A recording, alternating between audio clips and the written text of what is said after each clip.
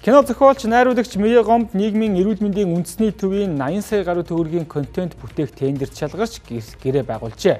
Энэ хүрээндээ элэг, нойр бочирхон, хорт хавдраас урьдчилан сэргийлэх 50 гаруй контентийг бэлтгэсэн байна. Гэтэл нийгмийн эрүүл мэндийн үндэсний төв гэрээний үлдэгдэл төлбөрлөх 20 орчим сая төгрөгөө өгөлгүй 7 сарын нүрийг үзээд байгаа юм байна. Иймээс найруулагч Мие Гомб өөр тохиолдсон бодит жишээгээр олон нийтийн өмнө гарч шүгэл үлээлээ.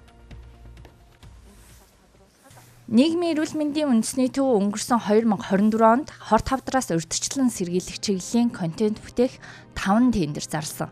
Дээрх тендерүүдийн элэг, нойр булчирхаан хавдраас сэргийлэх нөлөөллийн ажлын нэг тендерт кино зохиолч, найруулагч Мие Гомбын компани шалгарчээ.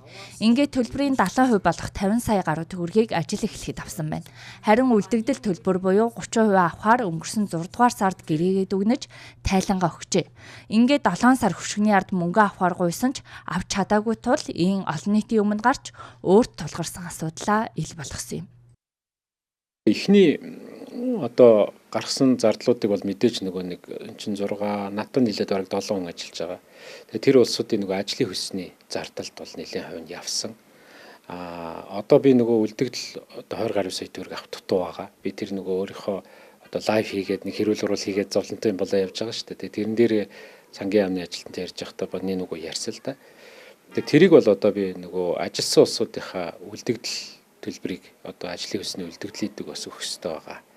За дээрэс нь одоо бас ажлын байрны түрээсээс ахуулаад ингээл ер нь яг аж ахуйн нэгжид ямар асуудал тохиолддгийг яг л тэрнтэй л адилхан асуудал байхгүй. Тэрээр мөн төрийн байгууллага бага мөнгөөр их ажил гүйцэтгүүлдэгч мөнгөө өглгүй луу унждаг олон жишээ байгааг ярьж байсан юм а. Тухайлбал 10 тэрбум төгрөгийн ажил гүйцэтгээд мөнгө авч чадахгүй 2 жил болж байгаа хүнч байгаа гэлээ.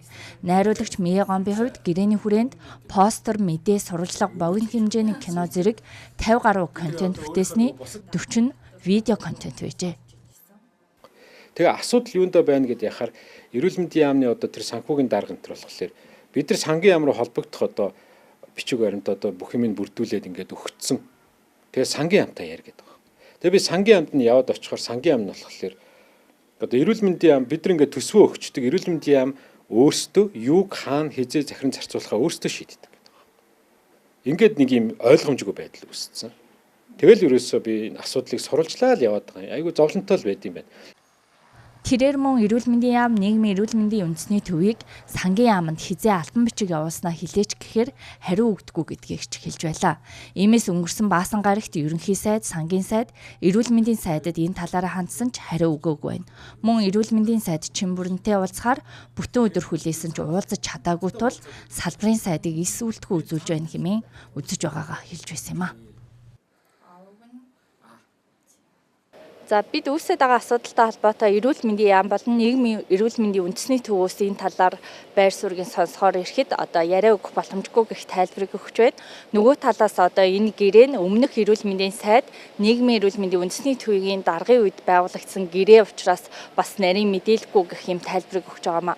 Гэхдээ төрийн байгууллага бол залхамж халаатай байх учиртай нэг дарга ажиллаа өгснөөр одоо тухайн даргын хийж исэн ажил зогсох учиргүй хэрв зөв бол үргэлжлээд явах учиртай боловч бодит байдал дээр төрийн байгууллагууд нэг дарга солигдсноор ажил зогсдог юм нийтлэг дүр зураг ажиглагдсаар байгаамаа.